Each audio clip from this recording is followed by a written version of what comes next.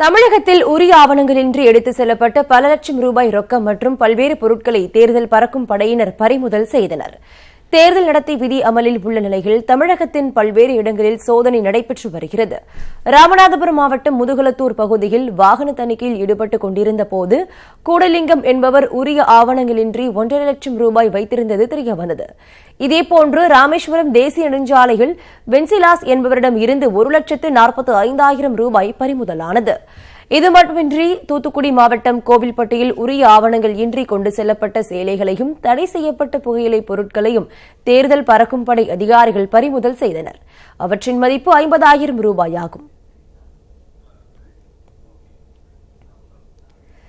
சென்னை சேலம் 8 வழிச்சாலை திட்டத்திற்கு 33 ஹெக்டேர் வனப்பகுதியை 99 ஆண்டுகள் குத்தகைக்கு பயன்படுத்திக் கொள்வதற்காக தமிழக வனத்துறையிடம் தேசிய நெடுஞ்சாலைகள் ஆணையம் விண்ணப்பித்துள்ளது.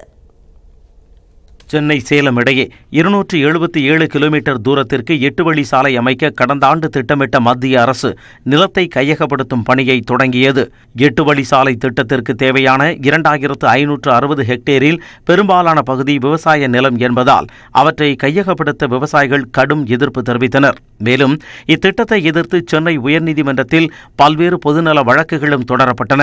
தொடர்ச்சியான எதிர்ப்பின் காரணமாக 2,560 ஹெக்டேருக்கு பதிலாக 1,900 ஹெக்டேர் நிலம் மட்டுமே கையகப்படுத்தப்படும் என அறிவித்த தேசிய நெடுஞ்சாலைகள் ஆணையம் 120 ஹெக்டேர் வனப்பகுதிக்கு பதிலாக 45 ஹெக்டேர் வனப்பகுதி மட்டுமே கையகப்படுத்தப்படும் என்றும் தெரிவித்தது. மேலும் முதற்கட்டமாக 6 வழிச்சாலையாக இத்திட்டம் செயல்படுத்தப்படும் என்றும் திட்ட அறிக்கையை மாற்றியது. இதையடுத்து கையகப்படுத்தப்படும் வனப்பகுதியை மேலும் குறைக்க முடிவு செய்த தேசிய நெடுஞ்சாலைகள் ஆணையம் தமிழக வனத்துறையுடன் இணைந்து ஆய்வு செய்தது. அதன்படி 33 ஹெக்டேர் வனப்பகுதியை 99 ஆண்டுகள் குத்தகைக்கு பயன்படுத்திக் கொள்வதற்காக தமிழக வனத்துறையிடம் தேசிய நெடுஞ்சாலைகள் ஆணையம் விண்ணப்பித்துள்ளது. இதில் குறிப்பிட்ட தகவல்களின் அடிப்படையில் செங்கல்பட்டு மற்றும் காஞ்சிபுரத்தில் 3.5 ஹெக்டேரும், திருவண்ணாமலையில் 20.8 ஹெக்டேரும், தருமபுரி மாவட்டத்தில் 3.5 ஹெக்டேரும், சேலத்தில் 5.9 ஹெக்டேரும் என மொத்தம் 33.8 ஹெக்டேர் வனப்பகுதியை பயன்படுத்திக் கொள்ள விண்ணப்பித்துள்ளது. முதற்கட்டமாக செயல்படுத்தப்பட உள்ள 6 வழிச்சாலை திட்டத்திற்கு வனப்பகுதியை குறைத்திருப்பதால் அதற்கு பதிலாக வனம் அல்லாத பகுதிகள் கையகப்படுத்தப்பட உள்ளன. இதனால் திட்டத்திற்கு தேவைப்படும் நிலப்பகுதியின் அளவு 1,900 ஹெக்டேரில் இருந்து 2,086 ஹெக்டேராக அதிகரித்துள்ளது. மும்பை ரயில்வே நடைமேம்பால விபத்தில் சிக்கி உயிரிழந்தோரின் எண்ணிக்கை 6ஆக உயர்ந்துள்ளது.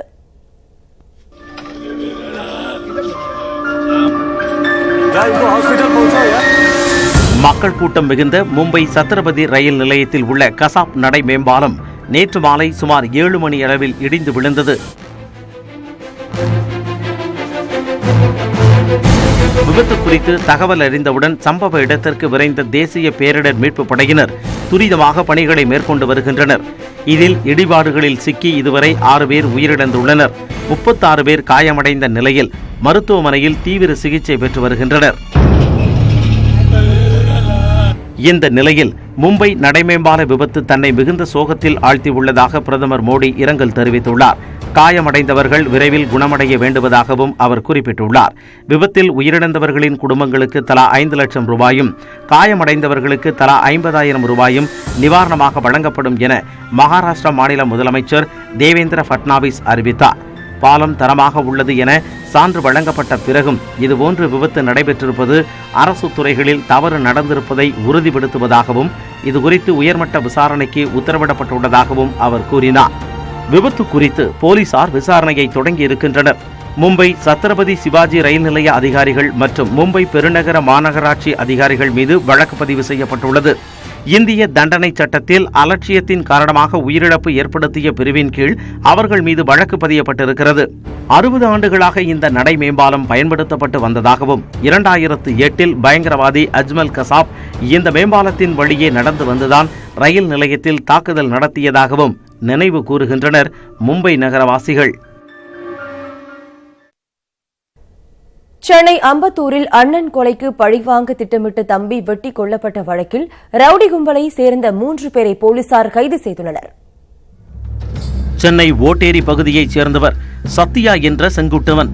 இவர் மீது பல்வேறு கொலை வழக்குகள் நிலுவையில் இருக்கும் நிலையில் அண்மையில் புளியந்தோப்பைச் சேர்ந்த ராதா என்ற ரவுடியை கொலை செய்த வழக்கில் கைது செய்யப்பட்டு புழல் சிறையில் அடைக்கப்பட்டிருந்தார். 3 மாதங்களுக்கு முன் ஜாமீனில் வெளியே வந்த சத்யா கடந்த புதன்கிழமை இரவு அம்பத்தூர் ரயில் நிலையம் அருகே நண்பர்களுடன் மது குடித்துள்ளார்.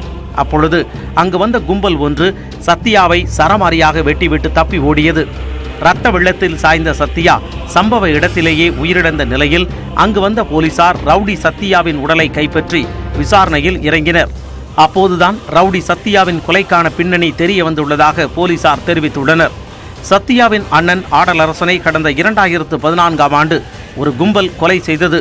இந்நிலையில் அண்மையில் ராதா என்பவரது கொலை வழக்கில் ஜாமீன் பெற்று வெளியே வந்த ரவுடி சத்யா வேப்பம்பட்டில் உள்ள 2வது மனைவி வீட்டில் வசித்து வந்துள்ளார். அப்பொழுது அண்ணன் ஆடலரசன் கொலைக்கு பழிக்கு பழி வாங்க சத்யா திட்டமிட்டதாக கூறப்படுகிறது. இந்நிலையில் கடந்த புதன்கிழமை இரவு அம்பத்தூர் ரயில் நிலையம் அருகே திருவள்ளுவர் தெருவில் வசிக்கும் தனது கள்ள காதலியை பார்க்க சென்ற சத்யா சில நண்பர்களை ரயில் நிலையம் அருகே வரவழைத்து அவர்களுடன் சேர்ந்து மது குடித்துள்ளார். அப்பொழுது திடீரென அரிவாள், கத்தி உள்ளிட்ட ஆயுதங்களுடன் வந்த கும்பல் சத்யாவை சுற்றி வளைத்து சரமாரியாக வெட்டிவிட்டு தப்பி ஓடியது.